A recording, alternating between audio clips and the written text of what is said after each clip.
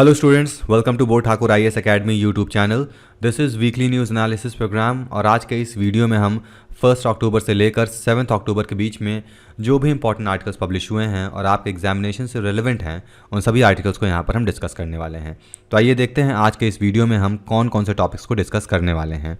आज का हमारा सबसे पहला टॉपिक है क्राइटेरिया फॉर एससी स्टेटस। उसके बाद हम टेस्ला के ह्यूमनॉइड रोबोट ऑप्टिमस के बारे में पढ़ेंगे। हमारा अगला टॉपिक है व्योममित्रा। ये इंडिया के स्पेस रिसर्च ऑर्गेनाइजेशन द्वारा बनाया गया ह्यूमन रोबोट है, उसके बारे में यहाँ पर हम डिटेलिंग करेंगे। और नेक्स्ट टॉपिक है संसार सामाजिक सरोकार। इंडिया के रेलवे पुलिस फोर्स ने सितंबर के महीने में बहुत सारे इनिशिएटिव्स पर काम किया। जैसा कि हम जानते हैं, देश की आम जनता अक्सर ट्रेन में ट्रैवल करती हैं और उनको बहुत सारे कठिनाइयों का सामना करना पड़ता है और इन्हीं कठिनाइयों के लिए रेलवे पुलिस फोर्स दिन रात काम करती है ताकि इन प्रॉब्लम से वो टैकल कर सके, आसानी से इनको सॉल्व कर सकें। उसके बारे में यहाँ पर हम डिटेल में जानेंगे। हमारा अगला टॉपिक है light combat helicopter. Next topic है स्पर्श मोबाइल ऐप। उसके बाद हम कार टोकनाइजेशन के बारे में जानेंगे और आज का हमारा लास्ट टॉपिक है genetically modified mosquitoes that can't spread malaria anymore. Before starting with the topic, I would insist you to please like, share and subscribe board Thakur IAS academy YouTube channel. आप हमारे टेलीग्राम चैनल को भी follow कर सकते हैं। आपको सिर्फ type करना है @BIAS Academy टेलीग्राम पर हमारा चैनल दिख जाएगा। Please follow that to get all the regular updates. और हाँ, आप हमारे बेल आइकन को भी प्रेस करना ना भूलिए यूट्यूब पर, ताकि आपको वीडियोज़ के रेगुलर अपडेट्स मिलती रहें। तो आइए शुरू करते हैं। सबसे पहला टॉपिक जो कि द हिंदू न्यूज़पेपर में पब्लिश हुआ है, the criteria for SC status. This is part of GS paper 2 polity and governance. तो आइए देखते हैं खबरों में क्या है। यहाँ पर बताया गया है कि Indian constitution schedule caste order 1950 को इसके अगेंस्ट में एक पिटीशन फाइल किया गया है और सुप्रीम कोर्ट ने गवर्नमेंट का पोजीशन पूछा है कि आपको इस पिटीशन के बारे में क्या कहना है, आप क्या विचार रखते हैं इस पिटीशन के लिए। जैसा कि हम जानते हैं, कॉन्स्टिट्यूशन के शेड्यूल कास्ट ऑर्डर 1950 में यहाँ पर हिंदू सिख बुद्धिस्ट रिलीजन के जो भी लोग ऐसी कम्युनिटीज़ बिलोंग करते हैं उनको स्पेशल प्रोविज़न या फिर रिजर्वेशन प्रोवाइड किया जाता है। तो ये पिटीशन है किस लिए? तो इस पिटीशन में आर्ग्यू किया जा रहा है कि दलित क्रिश्चियंस और दलित मुस्लिम को भी ऐसी कैटेगरी में शामिल किया जाए, उनको भी एक रिजर्वेशन प्रोवाइड किया जाए। और इसके सपोर्ट में इन्होंने बहुत सारे इंडिपेंडेंट कमीशन द्वारा जो रिपोर्ट्स बनाई गई है उन डॉक्यूमेंट्स को यहाँ पर दिखाया गया है कि क्रिश्चियन जो भी हैं, जो दलित क्रिश्चियंस या फिर दलित इंडियन मुस्लिम्स हैं, उनको भी कास्ट इनइक्वालिटीज़ का सामना करना पड़ता है। इस पिटीशन में ये भी बताया गया है कि कन्वर्जन के बाद भी जो ऐसी कम्युनिटी पहले थे वो क्रिश्चियंस या फिर मुस्लिम में कन्वर्ट हो गए हैं, लेकिन फिर भी उनको सोशल डिसेबिलिटी का सामना करना पड़ रहा है। और यहाँ पर आर्ग्यू किया गया है कि सिखिज़म और बुद्धिज़्म इसमें कोई कास्टिज़म नहीं है, फिर भी इन लोगों को या फिर इनके कुछ कम्युनिटी या इनके कुछ लोगों को एससी स्टेटस क्यों मिला है।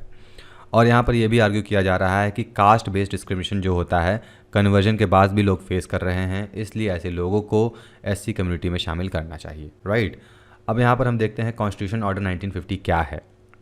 तो constitution schedule caste order 1950 initially इसमें सिर्फ हिंदू के एससीज़ को स्पेशल प्रोविज़न प्रोवाइड किया जाता था और उनको ही एससी कंसिडर किया जाता था। फिर आगे चलकर 1956 में एक अमेंडमेंट हुआ और जो दलित सिखिज़म में कन्वर्ट हुए थे उनको भी एससी का पार्ट बनाया गया। और आगे चलकर 1990 में जो दलित बुद्धिज़्म में कन्वर्ट हुए थे उनको भी एससी का टैग दे दिया गया। और ये दोनों अमेंडमेंट हुए थे वो काका कलेकर कमीशन जो कि 1955 में फॉर्म हुआ था और high powered panel on minority schedule caste schedule tribe 1983 में फॉर्म हुआ था। इन दोनों के रिकमेंडेशन द्वारा ये चेंजेस हुए। और आगे चलकर यूनियन गवर्नमेंट ने 2019 में दलित क्रिश्चियन को जो कि एससी की तरह फॉर्म होना चाहते थे या फिर इनको एससी का टैग चाहिए था, उनके पॉसिबिलिटी को पूरी तरीके से रिजेक्ट कर दिया गया था। अब दलित क्रिश्चियन को क्यों एक्सक्लूड करना चाहिए, इसके पीछे के यहाँ पर रीजंस बताए गए हैं। तो office of registrar general of India इन्होंने बताया कि गवर्नमेंट जो एससी स्टेटस देती है वो ऐसे कम्युनिटीज़ को देती है या फिर ऐसे कम्युनिटीज़ के लोगों को देती है जो कि सोशल डिसेबिलिटी फेस कर रहे हैं, जैसे कि प्रैक्टिस ऑफ अनटचेबिलिटी। इसमें हिंदू और सिख कम्युनिटीज़ में जो भी एससी कैटेगरीज आते हैं उन्होंने अनटचेबिलिटी पहले फेस किया हुआ है, इसीलिए उनको एससी का स्टेटस दिया गया है। और दलित क्रिश्चियंस जहाँ पर कोई भी अनटचेबिलिटी का कॉन्सेप्ट नहीं है, उनको इसलिए यहाँ पर शामिल नहीं किया जा सकता। और नोट करने वाली बात है, सबसे इम्पॉर्टेंट है, अगर एससी कम्युनिटी या फिर एससी कैटेगरी के लोग जो कि क्रिश्चियन और मुस्लिम में कन्वर्ट हो चुके हैं, अगर उनको भी एससी में दोबारा शामिल किया गया तो एससी का पॉपुलेशन पूरे देश में बहुत ज़्यादा बढ़ जाएगा। तो ये एक बहुत प्रॉब्लमेटिक बात हो सकती है। राइट। फिर 2001 में आरजीआई ने 1978 के नोट को रेफ़र किया जहाँ पर दलित बुद्धिस्ट या फिर दलित जो इस्लाम और क्रिश्चियनिटी में कन्वर्ट हुए हैं वो अलग अलग सेट ऑफ कास्ट में बिलोंग करते हैं, किसी एक कास्ट से बिलोंग नहीं करते हैं और इसीलिए उनको एक सिंगल एथनिक ग्रुप नहीं कंसिडर किया जाता है। और अगर ये कंसिडर नहीं किया जा सकता है तो उनको एससी में शामिल करना मुश्किल होगा, क्योंकि इंडियन कॉन्स्टिट्यूशन के हिसाब से आर्टिकल 341 में क्लॉज 2 के हिसाब से एक सिंगल एथनिक ग्रुप में होना ज़रूरी है, तभी किसी कम्युनिटी को ऐसी कैटेगरी में शामिल किया जा सकता है, राइट। फिर आरजीआई ने यह भी कहा है कि जो अनटचेबिलिटी का कॉन्सेप्ट है वो दलित मुस्लिम्स या फिर दलित क्रिश्चियन में ये नहीं पाया जाता, और अगर इनको ऐसी कैटेगरी में शामिल किया जाता है तो इंटरनेशनली इस कॉन्सेप्ट को मिसअंडरस्टैंड किया जाएगा और ऐसा माना जाएगा कि इंडिया कास्ट सिस्टम को इम्पोज करना चाहती है क्रिश्चियन और मुस्लिम्स के अंदर भी।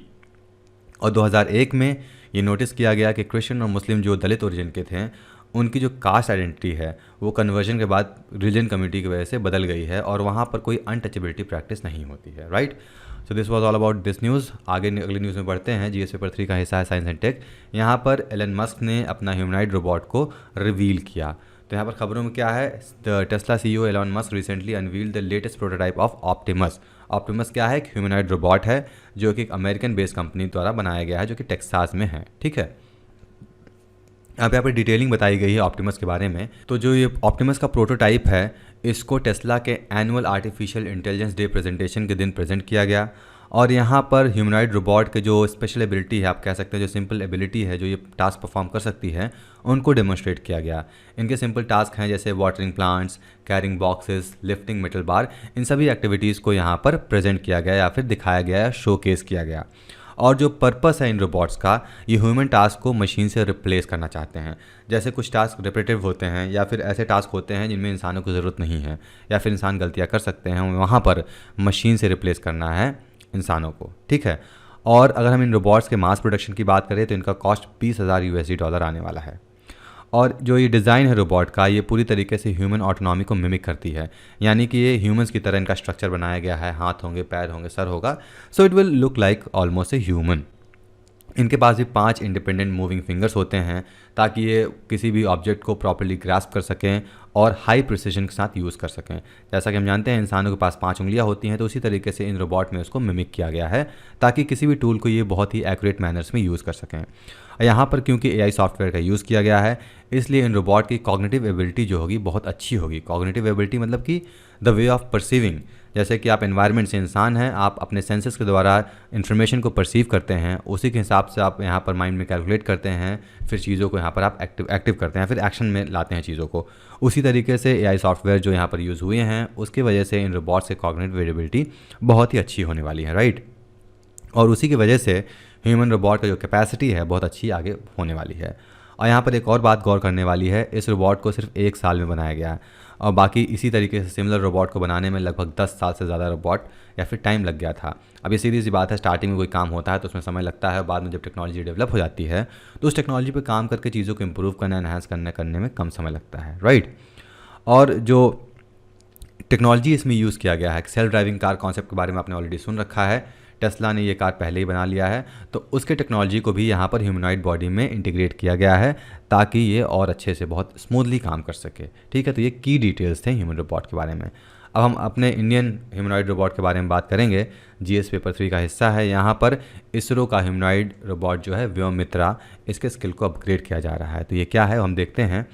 तो यहाँ पर जो इंडियन इसरो स्पेस रिसर्च द्वारा बनाया गया है, ये रोबोट किस लिए बनाया गया है, तो आगे चलकर गगनयान मिशन को कंडक्ट करना है इंडियन स्पेस रिसर्च ऑर्गेनाइजेशन को, जिसमें कि ह्यूमंस को स्पेस में भेजा जाएगा। अब यहाँ पर टेस्टिंग करनी है, टेस्टिंग और फ्लाइट की टेस्टिंग करनी है ताकि ह्यूमन सेफली स्पेस में जा सकें। तो टेस्टिंग के लिए यहाँ पर हम रोबोट का यूज़ करने वाले थे और उसी रोबोट को बनाया गया है जिसका नाम है व्योमित्रा। ये फर्स्ट वुमेन रोबोट है या फिर फर्स्ट वुमेन एस्ट्रोनॉट कह सकते हैं आप, क्योंकि ये सबसे पहले फ्लाइट टेस्ट में जाने वाले हैं, ठीक है। और यहाँ पर जो नाम है उसको कैसे एक्सप्लेन किया गया है, तो व्योमा मीन्स स्पेस, मित्रा मतलब फ्रेंड या फिर आप कह सकते हैं दोस्त, और ये हाफ ह्यूमनॉइड का एक प्रोटोटाइप है। इसका जो डेवलपमेंट हुआ है ये इसरो के इनर्शियल सिस्टम यूनिट तिरुवनंतपुरम में बनाया गया है। इस रोबोट को हाफ ह्यूमनॉइड भी कहा जा रहा है क्योंकि इनके पास सिर्फ हेड होगा, 2 हाथ होंगे, टॉर्सो होगा यानी कि बॉडी, एक मेन बॉडी आप कह सकते हैं। इनके पास लोअर लिम्स या फिर पैर नहीं अवेलेबल होंगे, इसीलिए इसको हाफ ह्यूमनॉइड भी कहा जा रहा है। अब इसरो ऐसे ह्यूमनॉइड को डेवलप क्यों कर रहा है, जैसा कि हम जानते हैं दूसरे देश वाले सक्सेसफुली ह्यूमंस को स्पेस में भेज चुके हैं। नील आर्मस्ट्रॉन्ग या फिर बहुत सारे लोग ऐसे हैं जो कि ऑलरेडी स्पेस में जा चुके हैं ऑब्जर्वेशन के लिए, और उन लोग टेस्टिंग के लिए जानवरों का इस्तेमाल करते थे, लेकिन इंडिया अपने फ़्लाइट के टेस्ट करने के लिए जानवरों का इस्तेमाल नहीं करेगी, बल्कि it will use a humanoid जो कि GSLV Mk3 रॉकेट का एफिकेसी टेस्ट करेगा, ताकि ह्यूमंस को आसानी से स्पेस में ले जाया सके और उनको सेफली वापस लाया जा सके। अब ये हाफ ह्यूमनॉइड क्या है? तो ह्यूमनॉइड बेसिकली एक रोबोट होता है जो कि इंसानों की तरह दिखता है, और रोबोट जो इनके मेन फंक्शन होते हैं वो कंप्यूटर के द्वारा होते हैं। आप जानते हैं इसमें कंप्यूटर सिस्टम होता है, बहुत सारे सॉफ्टवेयर्स इंस्टॉल होते हैं, और आर्टिफिशियल इंटेलिजेंस के जो भी बढ़ रहा है आगे धीमे धीमे, तो इंसानों को जो रिपीटेटिव जॉब होता है उनको रिप्लेस किया जा सकता है आगे चलकर, राइट। और आर्टिफिशियल इंटेलिजेंस टेक्नोलॉजी का यूज़ करके रोबोट के कुछ सिंपल फंक्शंस जैसे कि वॉकिंग, मूविंग, एक दूसरे से बात करना, फिर कमांड को ओबे करना, ऐसी चीज़ें उनसे करवाया जा सकता है। अब व्योम मित्रा से क्या क्या टास्क हम करवाना चाहते हैं, जैसा कि मैंने बताया कि व्योम मित्रा को टेस्ट फ्लाइट में भेजना है। किसके टेस्ट फ्लाइट में? तो गगनयान मिशन आगे होने वाला है, 2024 में एक्सपेक्ट किया जा रहा है, तो उसी के लिए टेस्टिंग के लिए इनको भेजा जाना है। तो ये इनके पास जो कैपेसिटी है जो अपग्रेड हुआ है, तो वो जो कंट्रोल पैनल्स होते हैं पूरे सिस्टम में, स्पेसक्राफ्ट में, उस कंट्रोल पैनल को ये रीड कर सकते हैं, कंट्रोल कर सकते हैं और इसरो के ग्राउंड स्टेशन में कम्युनिकेट कर सकते हैं, ठीक है। और ये जो AI इनेबल रोबोट है, इनके पास कैपेसिटीज़ हैं कि जो भी फ़्लाइट में वाइब्रेशंस हों या फिर शॉक्स हों उड़ते समय, उनको ये झेल सकें, और इंसानों की तरह ही इनके फेशियल एक्सप्रेशन होंगे, स्पीच साइड कैपेबिलिटीज़ होंगे, उसी तरीके से हम समझ पाएंगे। एक तरीके से पूरा सिमुलेशन हो रहा है यहाँ पर। व्योम मित्रा आगे चलकर एक डिजिटल ट्विन भी फॉर्म कर सकते हैं, इसका मतलब इसी तरह एक दूसरा रोबोट बना सकते हैं, और जो ट्विन होगा पूरी तरीके से कंप्यूटर सिमुलेशन में गुजरेगा, ताकि हम माइक्रोग्रेविटी कंडीशन को टेस्ट कर सकें। ये सिमुलेशन क्या होता है? तो अगर आपने हाल ही में आई मूवी रनवे देखा होगा, तो रनवे में बताया गया है कैसे किसी एक फ़्लाइट कंडीशन को, सिनेरियो को बनाया जाता है, और कोई भी पायलट कैसे वहाँ पर बिहेव करता है, फिर उस सिनेरियो में कैसे एक्शंस लेगा, उसको दिखाने के लिए सिमुलेशन किया जाता है। कंप्यूटर का एक रियल लुकिंग प्रोग्राम आप कह सकते हैं, सिर्फ टेस्टिंग के लिए यहाँ पर यूज़ किया जाता है। अब हम बढ़ेंगे अपने अगले टॉपिक की तरफ। ये स्कीम्स एंड पॉलिसी का हिस्सा है रेलवे पुलिस फोर्स, जैसा कि मैंने पहले बताया था। तो यहाँ पर हम क्या देखेंगे, रेलवे पुलिस फोर्स ने सितंबर के मंथ में ऑपरेशन सेवा, ऑपरेशन डिग्निटी, ऑपरेशन नन्हे फरिश्ते, मिशन जीवन रक्षा, ऑपरेशन मातृशक्ति, ये सबको कंडक्ट किया और लोगों की मदद की। और इवन 17 से लेकर 20 सितंबर के बीच में एक मेगा ब्लड डोनेशन प्रोग्राम को भी इन्होंने कंडक्ट किया था समसार सामाजिक सरोकार के अंडर में। अब यहाँ पर हम एक एक करके इन ऑपरेशन के बारे में ब्रीफ में जान लेते हैं, उसके बाद हम बढ़ जाएंगे अपने अगले टॉपिक की तरफ। तो सबसे पहला है ऑपरेशन सेवा। तो ऑपरेशन सेवा में सिंपल सी बात है, यहाँ पर safe and comfortable journey provide करना मेजर ऑब्जेक्टिव था। तो बहुत सारे एल्डरली सिटीजन्स होते हैं, विमेंस होती हैं, या फिर फिजिकली डिसेबल्ड मैन या विमेन होते हैं, उनको कुछ एमिनिटीज़ की ज़रूरत पड़ती है, जैसे व्हील चेयर हो गया, स्ट्रेचर हो गया, मेडिकल हेल्प हो गया, एम्बुलेंस हो गया, खाना हो गया। तो इन सभी चीज़ों को सेवा के अंदर में रेलवे पुलिस फोर्स ने इन लोगों को प्रोवाइड किया गया। तो सितंबर के महीने में लगभग 9000 ऐसे पैसेंजर्स की मदद की गई। अब हम ऑपरेशन डिग्निटी की बात करें, तो ये बहुत ही इंपॉर्टेंट रोल प्ले करता है ऐसे लोगों को रेस्क्यू करने में जो कि खो गए हैं या फिर अपने घर से किसी भी कारण भाग गए हैं। अब जो ऐसे लोग होते हैं वो बहुत ज़्यादा एक्सप्लॉइटेड हो सकते हैं या फिर ट्रैफिक किए जा सकते हैं। ट्रैफिक मतलब इनको बेचा जा सकता है, उनके बॉडी पार्ट निकाल के जा सकते हैं। तो बहुत ही सीरियस बॉडी हार्म ऐसे लोग को हो सकता है, स्पेशली अगर वो बच्चे हैं। तो एल्डर के केस में तो उतना ईजी नहीं होता, लेकिन बच्चों के केस में ये बहुत आसान हो जाता है। ऑपरेशन डिग्निटी के अंदर में 427 एडल्ट्स को बचाया गया है, जिसमें 223 मेन और 204 विमेंस आती हैं। ऑपरेशन नन्हे फरिश्ते, तो यहाँ पर बहुत सारे बच्चे होते हैं जो कि भाग जाते हैं या फिर बिछड़ जाते हैं अपने पेरेंट्स से। तो इन बच्चों को आइडेंटिफाई करना, रेस्क्यू करना, ताकि वो अपने फैमिली से दोबारा मिल सकें। और 2022 सितंबर मंथ में 1119 बच्चों को रेस्क्यू किया गया था। मातृशक्ति, ऐसी महिलाएं जो कि प्रेग्नेंट हैं और ट्रेन में सफ़र कर रही हैं, उनको लेबर पेन हो जाता है या फिर कुछ प्रॉब्लम आ जाती है, तो इस केसेस में भी मातृशक्ति के अंदर में रेलवे पुलिस फोर्स ने बहुत सारी महिलाओं की मदद की। सितंबर 2020 में 32 ऐसी महिलाओं पैसेंजर को मदद किया गया जहां पर उनको लेबर पेन महसूस हो रहा था। अगला है जीवन रक्षा। तो आरपीएफ पुलिस जवान होते हैं, अपने ज़िंदगी को रिस्क में लगा देते हैं दूसरे की जान बचाने में। तो बहुत सारे इंसिडेंट ऐसे होते हैं जब पैसेंजर्स ट्रेन को बोर्ड करने जाते हैं तो वो फिसल के या किसी कारण से ट्रेन में फंस जाते हैं, पटरी में आ सकते हैं और उनकी मौत हो सकती है। तो ऐसे केसेस में रेलवे पुलिस फोर्स ने बहुत लोगों की जान बचाई है। और बहुत सारे ऐसा भी केस होता है कि बहुत लोग ट्रेन के सामने आके सुसाइड करना चाहते हैं, उस केसेस में भी पुलिस फोर्स ने बहुत अच्छा काम किया है, बहुत लोगों की जान बचाई है। जीवन रक्षा मिशन के अंदर में लगभग 115 लोगों को बचाया गया है, 72 मेल्स और 43 फीमेल्स। ये सारी जो हम डेटा दे रहे हैं, ये सारे डेटा सितंबर 2022 के हैं, राइट। अगला टॉपिक है इंडिया मेड LCH प्रचंड, GS पेपर 3 का हिस्सा है। यहाँ पर क्या बताया गया है, तो हाल ही में इंडियन एयरफोर्स ने जो कि इंडिया में ही डेवलप हुआ है multi role light combat helicopter, इनको इंडक्ट किया गया है। इसका नाम है प्रचंड। अब ये जो LCH हेलीकॉप्टर है ये सिर्फ ओनली अटैक हेलीकॉप्टर है पूरी दुनिया में जो कि 5000 मीटर ऑल्टीट्यूड पे, 5000 मीटर हाइट पे ये लैंड भी कर सकती है और वहाँ से टेक ऑफ भी कर सकती है। इसको अगर हम फीट्स में कन्वर्ट करें तो ये लगभग 16400 फीट के बराबर आता है, जो कि बहुत ही हाई है। और ये सियाचिन ग्लेशियर जैसे ऑल्टीट्यूड पर भी बहुत आसानी से काम कर सकता है। जैसा कि हम जानते हैं इंडिया का जो टेरेन है बहुत ही डिफरेंट है। हिमालयज़ में आप देखेंगे तो बहुत ठंड है, आप राजस्थान में देखेंगे तो बहुत ज़्यादा गर्मी है। तो ये दोनों ही सिनेरियो में LCH हेलीकॉप्टर है जो लाइट कॉम्बैट हेलीकॉप्टर है, हर जगह से ये काम कर सकता है। तो ऐसे हेलीकॉप्टर की ज़रूरत कब महसूस हुई, तो ईयर 1999 में कारगिल युद्ध चल रहा था।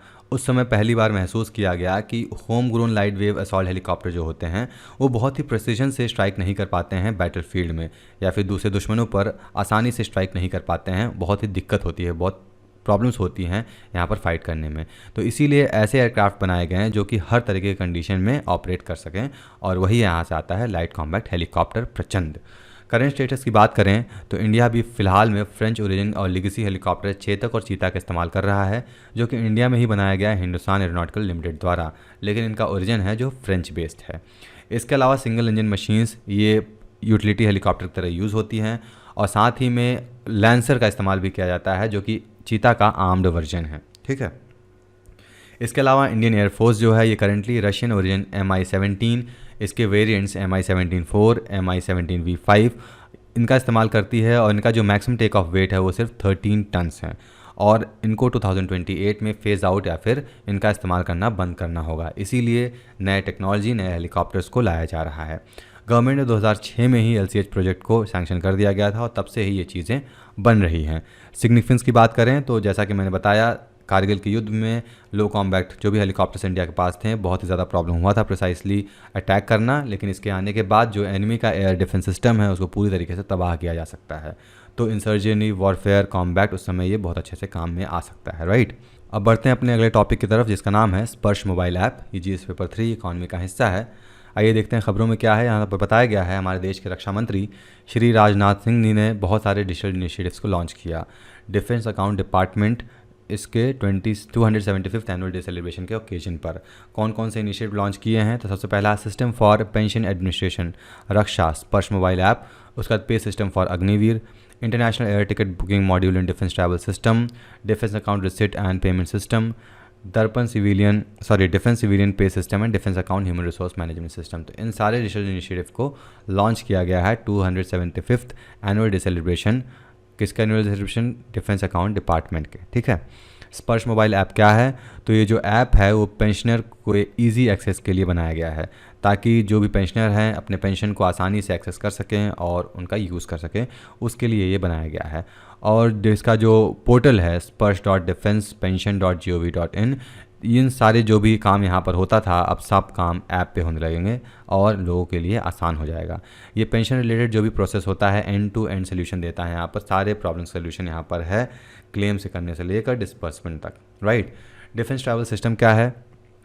तो ये एक तरीके का एंड टू एंड सोल्यूशन है। आप चाहे रेल का टिकट बुक कर लीजिए, चाहे एयर का टिकट बुक कर लीजिए, आपको सिर्फ सबमिशन पोर्टल पर सबमिट करना है अपने क्लेम। जैसा कि हम जानते हैं डिफेंस सर्विस के जो लोग हैं या फिर सिविलियन हैं जिनको अगर कुछ क्लेम करना रहता है अपने पैसे को, जैसे उन्होंने अपने पैसे से टिकट कर ले लिया, गवर्नमेंट उनको वेव ऑफ करती है पैसे, तो क्लेम करने में प्रॉब्लम होती थी, तो यहाँ पर ये चीज़ें आसान हो जाएंगी। और साथ ही में एयर टिकट की बुकिंग के लिए बहुत ही आसान यहाँ पर चीज़ें हो जाएंगी। एयर एक्सचेंज वारंट्स वगैरह होते हैं, तमाम चीज़ें यहाँ पर लोगों के लिए आसान हो जाएंगी। दर्पण की बात करें तो defence account receipt and payment system, ये एक तरीके का यूनिफाइड सोल्यूशन है थर्ड पार्टी बिल पेमेंट के लिए। थर्ड पार्टी बिल पेमेंट क्या होता है? जैसे आपने कुछ परचेस किया तो आप किसी को पेमेंट करना है तो आप दर्पण के थ्रू आसानी से पे कर सकते हैं। ये एक रियल टाइम प्रोसेसिंग इंस्ट्रूमेंट है यहाँ पर, और ये बहुत सारे फाइनेंशियल प्रॉब्लम्स होते हैं, फाइनेंशियल परफॉर्मेंसेज होते हैं, उनके लिए चीज़ों को आसान कर देगी। नेक्स्ट टॉपिक इस टोकनाइजेशन, जीएस पेपर 3 का हिस्सा है, इकॉनमी में आता है। यहाँ पर हम क्या पढ़ेंगे? तो जो भी कार्ड बेस्ड पेमेंट होते हैं उन सभी का टोकनाइजेशन किया जाना है 1 अक्टूबर 2022 तक। ये ऑर्डर था, मतलब कि अभी तक ये हो चुके हैं। कार्ड टोकनाइजेशन होता क्या है? तो जैसा कि हम जानते हैं लगभग 35 करोड़ टोकन्स ऑलरेडी जनरेटेड हो चुका है सितंबर तक। ये डेटा है, हम जानते नहीं हैं, but according to data 35 crore tokens form हो चुके हैं सितंबर मंथ तक, और 40% इसमें से 40% ट्रांजैक्शन भी हुए हैं और उसका वैल्यू है 63 करोड़ रुपीज़। आरबीआई ने सारे मर्चेंट्स को कहा है कि जो भी कस्टमर के डेबिट कार्ड और क्रेडिट कार्ड के डिटेल्स होते हैं अक्टूबर 1 तक सब डिलीट कर दें और उसको रिप्लेस करके एक यूनिक टोकन्स को प्रोवाइड करें। ऐसा क्यों किया जा रहा है? क्योंकि अक्सर हम देखते हैं बहुत सारे पेमेंट गेटवेज पर या फिर थर्ड पार्टी ऐप्स, मान लीजिए फ्लिपकार्ट है, अमेज़ॉन है, आपको शॉपिंग करना है, यहाँ पर आप अपने कार्ड सेव करते हैं। तो जो हैकर होते हैं ये बहुत ही ईजी होता है उनके लिए ये सब डेटा वहाँ से निकाल लेना। बड़ी कंपनियों के साथ तो आसान नहीं होता है, लेकिन कुछ कुछ छोटी कंपनियाँ होती हैं जहाँ पर आप अपने कार्ड सेव करते हैं, वहाँ से आपके कार्ड डिटेल्स निकालना कंपैरेटिवली ईजी हो जाता है। तो इसीलिए ये रेगुलेशन लाया गया है आरबीआई द्वारा, और आरबीआई के द्वारा जो भी 16 डिजिट का कार्ड नंबर होता है, एक्सपायरी डेट होता है, कोर्स होता है, इनको रिप्लेस कर कर एक यूनिक नंबर या फिर आप कह सकते हैं टोकन प्रोवाइड किया जाएगा, ताकि जो भी रेगुलर ट्रांजैक्शंस होते हैं, मान लीजिए आप फ्लिपकार्ट यूज़ करते हैं या फिर अमेज़ॉन यूज़ करते हैं और रेगुलर कुछ ना कुछ परचेजिंग करते हैं, इसलिए आपने वहाँ पर अपना कार्ड सेव कर रखा है, तो ऐसा नहीं करना पड़ेगा। आपके पास टोकन मिल जाएगा, you can use that token to do all kind of transaction, ठीक है।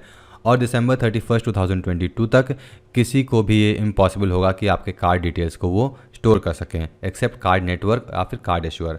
कार्ड इशूअर मतलब जो आपको कार्ड दे रहा है, मान लीजिए आपके पास आईसीआईसीआई बैंक का कार्ड है या फिर एसबीआई का है, एचडीएफसी का है, एक्सिस का है, जिस बैंक का भी कार्ड है उनके पास ही सिर्फ राइट रहेगा कि आपके कार्ड डिटेल्स को वो रख सकें। बाकी और किसी कंपनी के पास ऐसा राइट नहीं रहेगा और ये एक तरीके से इम्पॉसिबल होगा उनके लिए, क्योंकि ये लॉ में आ गया है। टोकनाइजेशन क्या है? तो टोकनाइजेशन सिंपल सा प्रोसेस है, कार्ड के जो डिटेल्स होते हैं उनको यूनिक कोड या फिर टोकन के जरिए रिप्लेस कर देना, मतलब कि उनके जगह पर अब एक टोकन नंबर या फिर डिटेल्स आ जाएगा। टोकन एक randomly generated unique place holder है जो कि कंपनी के इंटरनल नेटवर्क द्वारा बनाया जाता है, और इसका हम यूज़ करके जो भी कस्टमर क्रेडिट और डेबिट कार्ड डिटेल्स हैं उनको रिट्रीव करके पेमेंट यहाँ पर हम कर सकते हैं। इससे क्या होगा, जो सेफ्टी और सिक्योरिटी है कार्ड ट्रांजैक्शन में वो बढ़ जाएगी, और हैकिंग से जो भी आपके लॉसेस हो सकते हैं वो पूरी तरीके से आप सिक्योर हो जाएंगे। अगला टॉपिक है हमारा, लास्ट टॉपिक है आज का, जेनेटिकली मॉडिफाइड मॉस्किटोज़। ये जो कि मलेरिया फैलाते थे, अभी इनको मलेरिया फैलाना आसान नहीं होगा, ठीक है। तो यहाँ पर साइंटिस्ट ने मॉस्किटोज़ के, ऐसे मॉस्किटोज़ जो कि मलेरिया फैलाते थे, उनको जेनेटिकली मॉडिफाई कर दिया गया है। अब इनके जेनेटिकली मॉडिफिकेशन के बाद क्या होगा, जो मलेरिया कॉजिंग पैरासाइट्स होते हैं इनके गट्स में वो स्टोर होते हैं। इनके गट्स क्या हैं, जहाँ से ये हमें बाइट करते हैं, तो इनके गट्स में मलेरिया कॉजिंग पैरासाइट्स होते हैं, और इंसानों को जब बाइट करते हैं तो इंसानों को मलेरिया नाम की बीमारी हो जाती है। मलेरिया का ट्रांसफ़र कैसे होता है? तो ये डिसीज़ एक इंसान से दूसरे इंसान तक डायरेक्ट ट्रांसफ़र नहीं होता है, बल्कि मच्छरों द्वारा ट्रांसफ़र होता है। तो होता क्या है, जिनको भी मलेरिया होता है, मान लीजिए किसी इंसान के अंदर मलेरिया है, उनके लीवर में सबसे पहले तो ये सेल मल्टीप्लाई होते हैं, उसके बाद आरबीसी में ये सेल फैल जाते हैं। जब ब्लड स्ट्रीम में ये सेल आ जाते हैं, मच्छर अगर कोई किसी भी इंसान को, मलेरिया से इन्फेक्टेड इंसान को बाइट करता है, तो इनके गट्स में वो पैरासाइट आ जाते हैं मलेरिया के। इनको तो कोई असर नहीं होता, इनको कोई प्रॉब्लम नहीं होता है, लेकिन जब ये मच्छर दूसरे इंसानों को बाइट करते हैं तो उस इंसान में मलेरिया फैल जाता है या फिर मलेरिया के पैरासाइट्स आ जाते हैं और वो बीमार पड़ जाता है इंसान। लाइफ साइकिल ऑफ मलेरिया, तो यही अभी जो मैंने बताया वही पूरी तरीके से लाइफ साइकिल है। वैसे तो यहाँ पर बहुत डिटेल में दिया गया है, लेकिन हमें इतना जानने की ज़रूरत नहीं है। यहाँ पर सिर्फ हम ये जान लेते हैं कि जो मच्छर होते हैं, जो फीमेल मच्छर होती हैं, एनोफिल्स मॉस्किटोज़, इनके द्वारा ही मलेरिया एक इंसान से दूसरे इंसान में फैलता है, ठीक है। मेल मच्छर द्वारा नहीं फैलता है ये। अगर हम जनरल लाइफ की बात करें तो फीमेल मॉस्किटो का लाइफ 42 से 56 डेज़ का होता है। अब ये देखिए जनरल इन्फॉर्मेशन है, ये आपको अलग अलग जगह पे अलग अलग डेटा मिलेगा, तो आप इसके लिए कोई प्रॉब्लम क्रिएट मत करिए, दिस इज़ जनरल इन्फॉर्मेशन। और मेल्स की बात करें तो उनका एवरेज लाइफ जो होता है 10 डेज़ का होता है, ठीक है। अब हम स्टैट्स की बात करें तो लगभग 10% मच्छर ही ऐसे होते हैं जो कि प्रॉपर तरीके से ग्रो कर पाते हैं, फिर डेवलप कर पाते हैं, जिनके अंदर ये इन्फेक्शियस पैरासाइट डेवलप हो सके। बाकी सब मच्छर मर जाते हैं। नॉर्मल लाइफ साइकिल मैंने कितना बताया, फीमेल का मैंने बताया 42 से 56 डेज़, वहीं मेल्स का 10 डेज़ होता है। और मलेरिया कौन से मच्छर से होता है, तो वो फीमेल मच्छर के द्वारा एक जगह से दूसरी जगह फैलता है। 2021 में लगभग 241 मिलियन इन्फेक्टेड हुए थे मलेरिया से, और उसमें 6,27,000 लोग की मौत हो गई थी। रिसर्च कहाँ पर हो रहा है, तो ये institute of disease modelling at the bill and Melinda Gates foundation में ये हो रहा है। और यहाँ पर जेनेटिकली मॉडिफाई तो कर लिया गया मच्छरों को, लेकिन जो मेजर चैलेंज है, क्योंकि ये जो जेनेटिकली मॉडिफिकेशन हुआ है वो तो लैब में हुआ है, अब इनको बाहर छोड़ना है ताकि ये नॉर्मल मच्छरों से ब्रीड करके ये सारी क्वालिटीज़ अपनी ट्रांसफ़र कर सकें, right. So this is the major challenge in this research. So this was all about today's video. I hope you have understood all the topics. If you have any issues, please write down in the comment box. I'll try to solve your queries in next video. Thank you for watching. See you next video with new topics. Till then, goodbye.